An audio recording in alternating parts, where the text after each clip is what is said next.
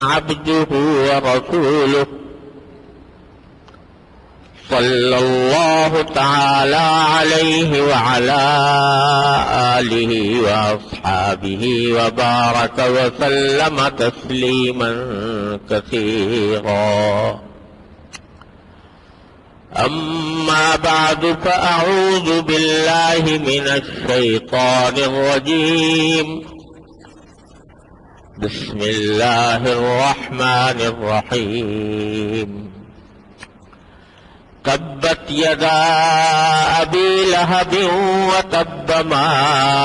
أغنى عنه ماله وما كسب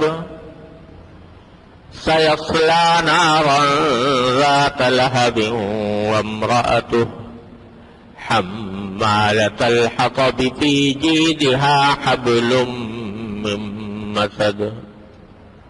آمنت بالله صدق الله مولانا العظيم وصدق رسوله النبي الكريم ونحن على ذلك من الشاهدين والشاكرين والحمد لله رب العالمين.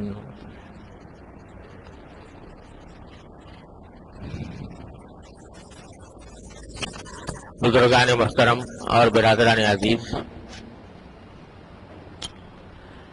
یہ سورہ لہب ہے جس کی میں نے ابھی تلاوت کی ہے، اور یہ بھی ان سورتوں میں سے ہے جو اکثر مسلمانوں کو یاد ہوتی ہیں اور نمازوں میں بھی بکثرت پڑھی جاتی ہیں. اس کی کچھ تفسیر اس وقت پیش کرنی مقصود ہے. اللہ تبارک و تعالی اپنی رضا کے مطابق اس کی صحیح تفسیر کرنے کی توفیق عطا فرمائے. پہلے اس سورت کا ترجمہ سن لیں، پھر اس کا شان نزول اور تشریح اور اس سے نکلنے والی ہدایات کا انشاءاللہ ذکر ہوگا. ترجمہ یہ ہے کہ تبت یدا ابی لہب و تب، ابو لہب کے ہاتھ ٹوٹے اور وہ ٹوٹ گیا. ما اغنا عنہ مالہ وما کسب، نہ اس کا مال اس کے کچھ کام آیا اور نہ اس کی کمائی اس کے کچھ کام آئی. سیصلی نارا ذات لہب، وہ ایسی آگ میں داخل ہوگا جس کے شعلے بھڑک رہے ہوں گے. وامرأتہ، اور اس کی بیوی بھی آگ میں داخل ہوگی. حمالۃ الحطب، یہ وہ بیوی ہے جو لکڑیاں لاد کر لانے والی ہے. فی جیدہا حبل من مسد، اس کی گردن میں بڑی مضبوط رسی پڑی ہوئی ہوگی. یہ ہے سورت کا ترجمہ. اور اس کا پس منظر اور شان نزول یہ ہے کہ ابو لہب یہ حضرت نبی کریم سرور دو عالم صلی اللہ علیہ وسلم کا چچا تھا. ابو لہب اس کو اس لیے کہتے تھے کہ اس کا چہرہ بڑا سرخ سفید تھا. اتنا سرخ تھا کہ دیکھنے میں شعلے کی طرح نظر آتا تھا. تو ابو لہب کے معنی ہے شعلے والا، یعنی اس کا جو چہرہ تھا وہ اپنی سرخی میں شعلے کی آگ کے شعلے کی طرح چمکتا ہوا تھا، اس لیے اس کو لوگ ابو لہب کہتے تھے. تھا تو یہ نبی کریم صلی اللہ علیہ وسلم کا چچا، لیکن حضور نبی کریم صلی اللہ علیہ وسلم کی دشمنی اور عداوت میں بہت پیش تھا، اور جب حضور نبی کریم صلی اللہ علیہ وسلم پر وحی نازل ہونی شروع ہوئی، آپ کو پیغمبر بنایا گیا، تو آپ کو ایک مرحلے پر یہ حکم نازل ہوا قرآن کریم میں کہ وَأَنذِرْ عَشِيرَتَكَ الْأَقْرَبِينَ، یعنی اپنے قریبی رشتہ داروں کو آگاہ کرو، خبردار کرو کہ اگر انہوں نے کفر اور شرک کو نہ چھوڑا اور توحید کا پر ایمان نہ لائے تو ان کا انجام بہت برا ہونے والا ہے، ان کو جہنم کی آگ میں جلنا پڑے گا۔ نبی کریم صلی اللہ علیہ وسلم اس وقت تک آپ نے عام دعوت شروع نہیں کی تھی، عام تبلیغ شروع نہیں کی تھی، لوگوں کو اسلام کی تبلیغ شروع نہیں کی تھی، بلکہ اپنے طور پر اپنے گھر کے اندر دعوت اسلام کو محدود رکھا تھا۔ لیکن جب یہ حکم نازل ہوا کہ اپنے قریبی رشتہ داروں کو، خاندان کے لوگوں کو ڈراؤ، آگاہ کرو، خبردار کرو، جہنم کی آگ سے بچنے کے لیے ان کو تیار کرو، تو اس موقع پر حضور نبی کریم صلی اللہ علیہ وسلم نے اس حکم کی تعمیل میں اپنے پورے قبیلے کو جمع کرنے کا ایک طریقہ اختیار فرمایا۔ مسجد حرام کے برابر صفا کی پہاڑی ہے،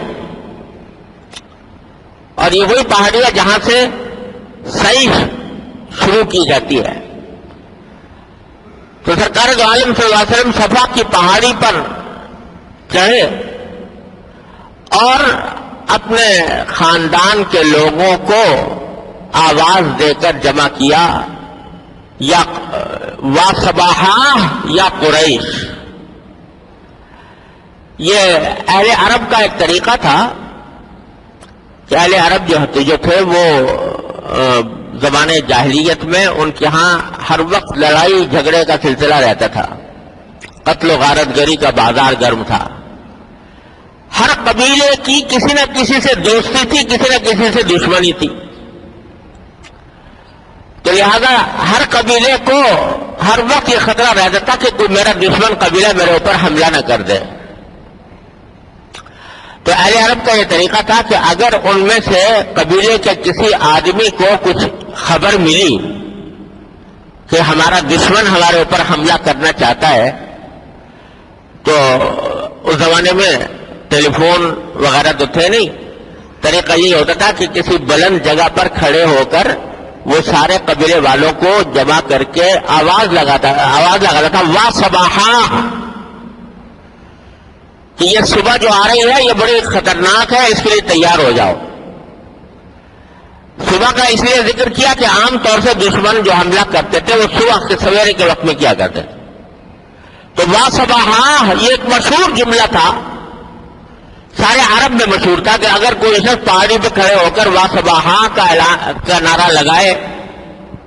تو اس کا مطلب یہ کہ کوئی دشمن چڑھ کے آنے والا ہے۔ سب لوگ اس کی گرد جمع ہو جاتے تھے پوچھنے کے لیے کہ بھئی کیا خبر ملی ہے تمہیں، کون سا دشمن ہے جو ہمارے اوپر حملہ آور ہونے والا ہے۔ تو حضور سرور دو عالم صلی اللہ علیہ وسلم کو چونکہ یہ طریقہ معلوم تھا تو آپ نے صفا کی پہاڑی پر کھڑے ہو کر آپ نے وَصَبَاحَا کا نعرہ لگایا، اور ساتھ ہی قریش کے قبیلوں کو خاص طور سے آواز دے کر جمع کیا۔ جب سب جمع ہو گئے تو آپ نے ان سے خطاب کر کے فرمایا کہ اے قریش کے لوگوں، اگر میں تمہیں یہ بتاؤں کہ اس پہاڑ کے پیچھے دشمن کا ایک لشکر ہے جو ان قریب تمہارے اوپر حملہ کرنا چاہتا ہے، تو یہ بتاؤ کہ کیا تم میری بات مانو گے، میری تصدیق کرو گے؟ حضور صلی اللہ علیہ وسلم 40 سال سے ان کے درمیان موجود تھے، لوگوں نے آپ کو ہر طرح سے دیکھا اور پرکھا ہوا تھا، اور آپ صادق اور امین کے لقب سے اپنے علاقے میں مشہور تھے کہ یہ بالکل سچے ہیں، کبھی جھوٹ نہیں بولتے، امانت دار ہیں، جو امانت ان کے پاس رکھوائی جائے اس امانت کے اندر کبھی خیانت نہیں کرتے۔ تو سب لوگوں نے بلند آواز سے بیک زبان یہ کہا کہ کیوں نہیں کریں گے تصدیق آپ کی، اگر آپ یہ خبر دیں گے تو ہم ضرور مانیں گے، کیونکہ آپ کو ہم نے کبھی زندگی میں جھوٹ بولتے ہوئے نہیں پایا، غلط بات کہتے ہوئے نہیں پایا، اس لیے اگر آپ خبر دیں گے تو ضرور مانیں گے۔ تو سرکار دو عالم صلی اللہ علیہ وسلم نے پھر اس کے جواب میں فرمایا کہ فإنی نذیر لکم بین یدی عذاب شدید، اگر میں یہ خبر دوں تم کو کہ پہاڑ کے پیچھے کوئی دشمن ہے جو تم پر حملہ کرنا چاہتا ہے تو اس کی بات بڑی مان رہے ہو تمہیں اس سے زیادہ خطرناک دشمن سے تمہیں آگاہ کرنا چاہتا ہوں، اور وہ دشمن یہ ہے کہ اگر تم توحید پر اللہ کی توحید پر ایمان نہ لائے، بت پرستی نہ چھوڑی، اللہ تعالیٰ کی وحدانیت کا اقرار نہ کیا، تو تمہیں یہاں کے دشمن سے کہیں زیادہ سخت عذاب کا سامنا کرنا پڑے گا آخرت میں اللہ تبارک و تعالیٰ کے یہاں جا کر۔ اور پھر آپ نے توحید کے پیغام کی تشریح فرمائی لوگوں کے سامنے کہ اگر تم میری تصدیق کرتے ہو، مجھے سچا مانتے ہو، تو مجھے اللہ تبارک و تعالیٰ نے پیغمبر بنا کر بھیجا ہے اور تمہیں آگاہ کرنے کے لیے، خبردار کرنے کے لیے بھیجا ہے کہ اگر میری بات نہیں مانو گے تو ایک بہت بڑا عذاب تمہارے سر پر کھڑا ہے۔ یہ سن کر جو لوگ موجود تھے وہ ان میں سے بعض جو سرکار دو عالم صلی اللہ علیہ وسلم کو جو کہ ہمیشہ سے سچا مانتے آئے تھے، لہذا ان کے دل میں ایمان پیدا ہوا، ایمان لائے بھی، لیکن یہ چچا ابو لہب جو اس وقت وہاں موجود تھا، اس نے زبان سے یہ کہا تبا لک یا محمد والعیاذ باللہ العلی العظیم، اے محمد ہلاک ہو جاؤ تم،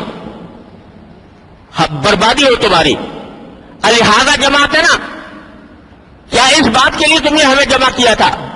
ہمیں بلایا تھا؟ یعنی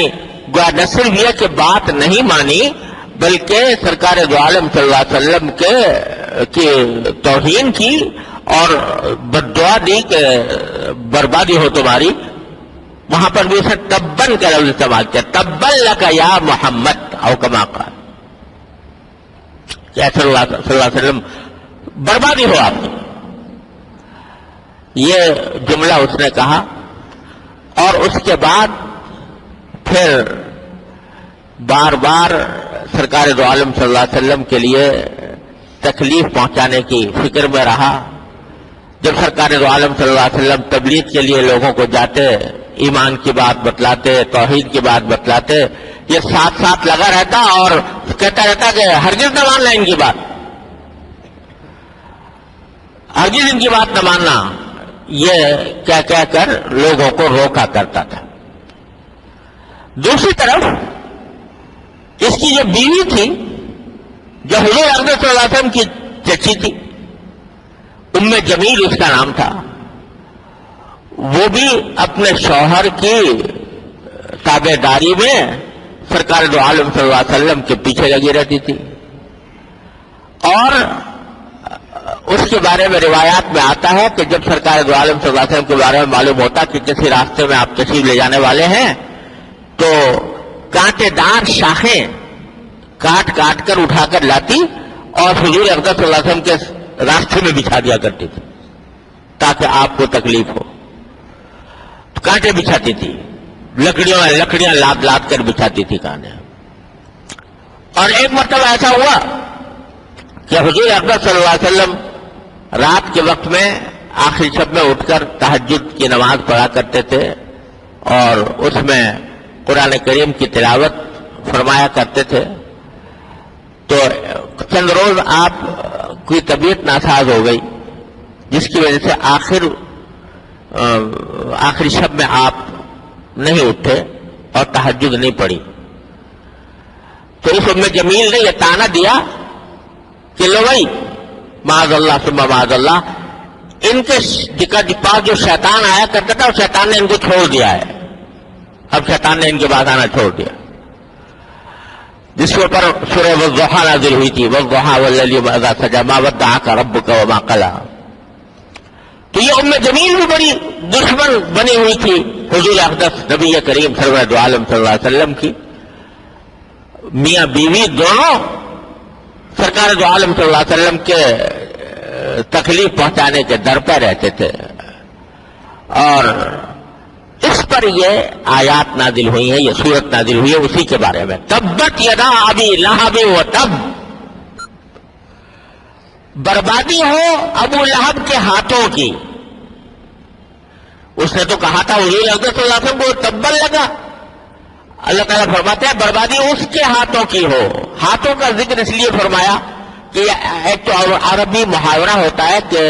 جب کہیں اس کے ہاتھ کی بربادی ہے تو سوچتے کہ پوری زندگی پورے وجود کی بربادی ہے۔ اور ایک روایت میں یہ بھی آتا ہے کہ ابو لہب کمبخت اس نے نبی کریم سرور دو عالم صلی اللہ علیہ وسلم کو تکلیف پہنچانے کے علاوہ یہ مذاق بھی اڑایا کرتا تھا۔ تو ایک مرتبہ اس نے یہ کہا تھا کہ بھائی تبن لیدیا، میرا بربادی ہو میرے ہاتھوں کی، مجھے تو ہاتھوں کے اندر کچھ نظر نہیں آ رہا، نہ جنت نظر آ رہی نہ جہنم نظر آ رہی۔ میرا بھتیجا جس بات کو کہتا ہے کہ مرنے کے بعد یا جنت ہوگی یا جہنم ہوگی، تو میں تو اپنے ہاتھوں میں دیکھتا ہوں جو کچھ نظر آتا ہے، تو بربادی ہو میرے ہاتھوں کی، تو مجھے نہ جنت نظر آ رہی ہے نہ جہنم نظر آ رہی ہے۔ یہ اس نے مذاق اڑانے کے طور پر یہ بات کہی تھی۔ تو اس لیے بھی ہاتھوں کا خاص طور پر ذکر فرمایا کہ تبت یدا ابی لہب، بربادی ہو ابو لہب کے دونوں ہاتھوں کی، بربادی ہو یہ کوئی بد دعا ہے۔ اور پھر آگے فرمایا وہ تب، اور ہو گئی بربادی اس کی، وہ برباد ہو گیا، برباد ہو گیا، یعنی وہ ایسے حالت میں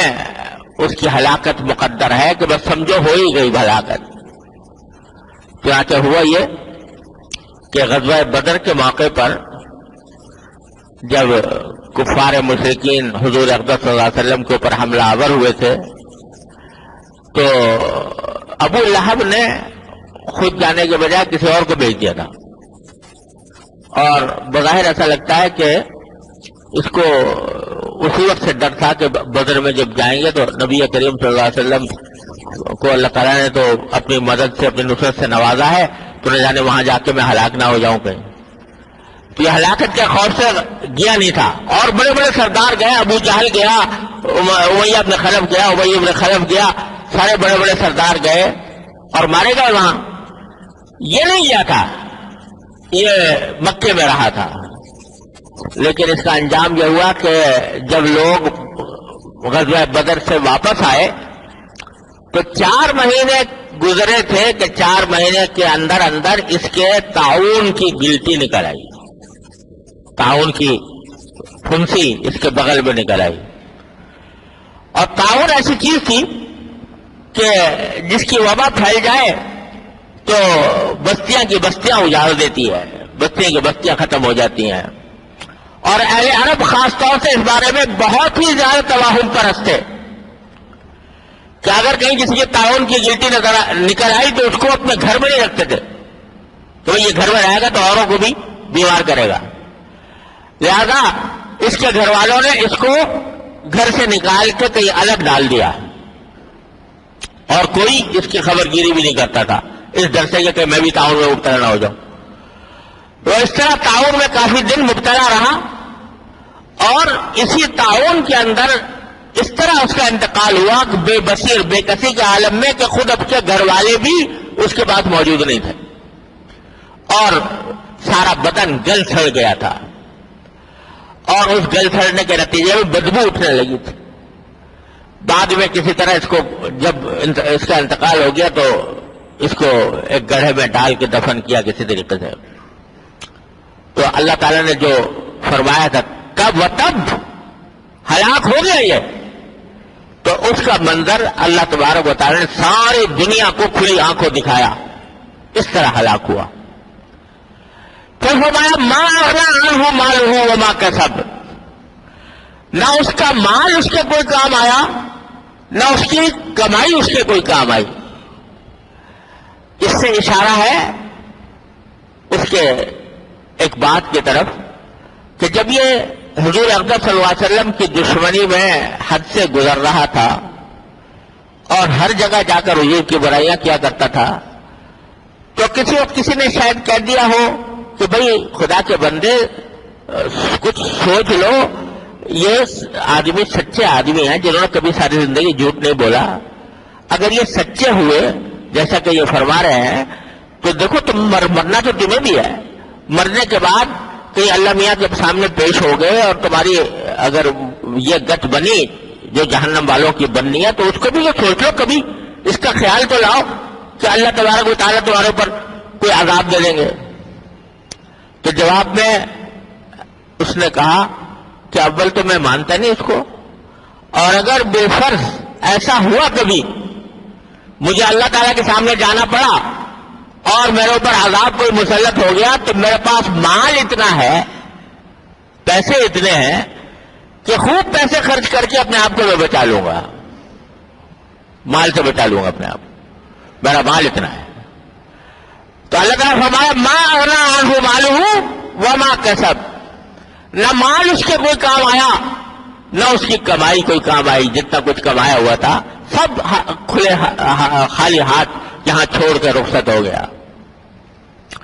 کتنا بھی مال انسان جمع کر لے، کتنا بڑا دولت مند ہو جائے، جب دنیا سے جاتا ہے تو خالی ہاتھ ہی جاتا ہے، کفن کے سوا اس کے جسم پر بھی کچھ نہیں ہوتا۔ تو ما اغنی عنہ مالہ وما کسب، نہ مال اس کے کوئی کام آیا نہ اس کی کمائی کوئی کام آئی۔ یہاں تو انجام یہ ہوا دنیا میں، اللہ تعالیٰ فرماتے ہیں کہ اس کے بعد میں انجام کیا ہونا ہے، سیصلی نارا ذات لہب، ایک ایسی آگ میں یہ داخل ہوگا جو شعلے بھڑکا رہی ہوگی۔ اور لہب کا لفظ ابو لہب کہا جاتا تھا نا یہ، اور لہب کے معنی شعلے کے ہوتے ہیں اور اس کو ابو لہب کہا جاتا تھا۔ تو اللہ تعالیٰ نے فرمایا اس لیے ابو لہب اپنے کو کہہ کر فخر محسوس کرتا تھا کہ چلو اس کا انجام بھی یہ ہوگا کہ لہب کا جہنم کا لہب یعنی جہنم کا شعلہ اس کے اوپر مسلط ہوگا، سیصلی نارا ذات لہب۔ اور فرمائے وامرأتہ، اور اس کی بیوی بھی، وہ بیوی جو اس کی تابعداری میں سرکار دو عالم صلی اللہ علیہ وسلم کی کو تکلیف پہنچانے کی کوششیں کرتی رہتی تھی، وہ بیوی بھی جہنم میں داخل ہوگی۔ حمالۃ الحطب، بڑے بلیغ انداز والے نے فرمایا کہ یہ وہ ہے جو لکڑیاں اٹھایا کرتی تھی، یعنی دنیا میں لکڑیاں اٹھاتی تھی، وہ اس کانٹے دار لکڑیاں اٹھا کر لاتی تھی اور حضور اقدس صلی اللہ علیہ وسلم کے راستے میں بچھایا کرتی تھی تاکہ آپ کو تکلیف پہنچے، یہ وہی بیوی ہے۔ تو حمالۃ الحطب، تو آخرت میں بھی یہ اس طرح داخل ہوگی کہ اس نے اپنے اوپر لکڑیوں کا گٹھا اٹھایا ہوا ہوگا۔ اور بعض روایات میں آتا ہے کہ اس کا مطلب یہ ہے کہ اللہ تبارک و تعالی وہاں آخرت میں بھی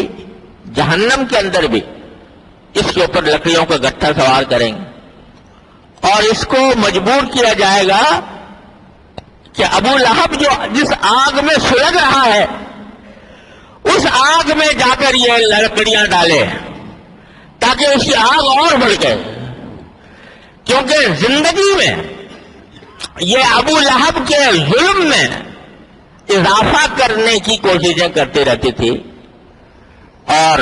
وہ جو کچھ ظلم و ستم حضور نبی کریم صلی اللہ علیہ وسلم پر یا آپ کے صحابہ کرام پر ڈھایا کرتا تھا، اس میں نہ صرف ان کی معاون تھی بلکہ ان کے دل میں حضور کی دشمنی کی آگ اور بھڑکاتی رہتی تھی۔ تو وہاں قیامت کے اندر بھی اس کو لکڑیوں کا گٹھا دیا جائے گا کہ لے اور یہ لکڑیوں کا گٹھا لے جا کر اپنے شوہر کے آگ میں ڈال تاکہ اس کی آگ اور بھڑکے. حمالۃ الحطب. پھر فرمایا کہ فی جیدہا حبل من مسد، اس کی گردن میں مضبوط بٹی ہوئی مونج کی رسی ہوگی. یعنی قیامت میں ایک طرف تو آگ میں ہے، دوسری طرف لکڑیوں کا گٹھا اٹھائے ہوئے ہے، اور تیسرے فرمایا کہ اس کی گردن میں مونج کی بٹی ہوئی رسی ہوگی، یعنی گلے میں توق پڑا ہوا ہوگا اس رسی کا. اس حالت میں یہ دنیا کے اندر، وہ جہنم کے اندر آئے گی، اس حالت میں اٹھائی جائے گی. یہ ہے آیت کا ترجمہ اور اس کی تشریح. اس سے بہت سارے، اس آیت سے، ان آیات سے اور اس صورت سے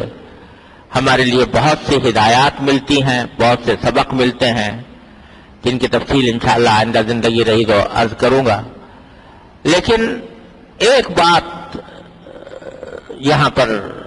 اس موقع پر عرض کر دینا مناسب معلوم ہوتا ہے کہ دیکھو، اللہ تبارک و تعالی نے سارے کے سارے قرآن کریم کے اندر جنت کا بھی ذکر فرمایا، جہنم کا بھی ذکر فرمایا، ایمان کا بھی فرمایا، کفر کا بھی فرمایا، لیکن عمومی باتیں فرمائی ہیں کہ کافروں کا یہ انجام ہوگا، مومنوں کا انجام یہ ہوگا. نام لے کر کسی شخص کے بارے میں بہت کم لوگوں کے لیے کہا گیا. نام لے کر فرعون کے لیے کہا گیا، مثلا فرعون کے ساتھیوں کے لیے کہا گیا، لیکن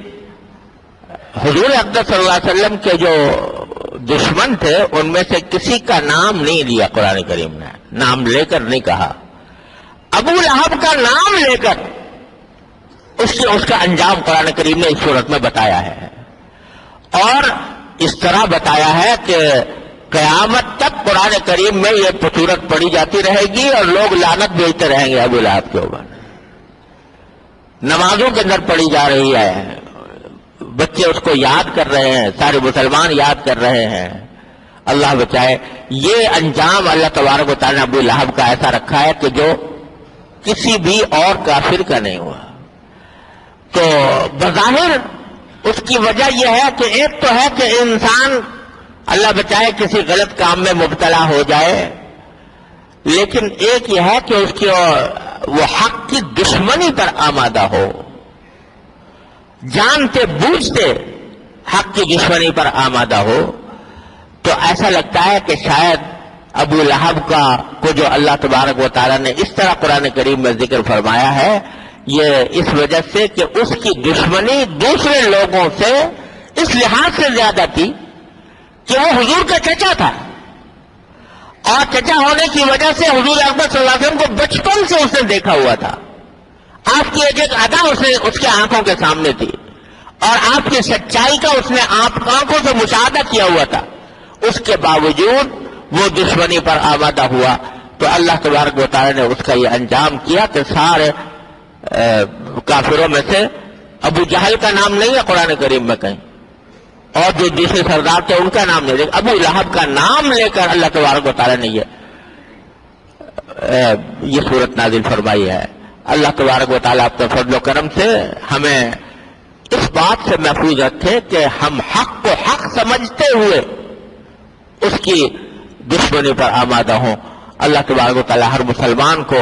اس بات سے اس کے انجام سے محفوظ فرمائے. باقی جو صورتوں کی مزید جو کچھ ہدایات اور تعلیمات ہیں انشاءاللہ اللہ نے زندگی عطا فرمائی تو پھر کسی موقع پر عرض کروں گا. وآخر دعوانا الحمدللہ رب العالمین.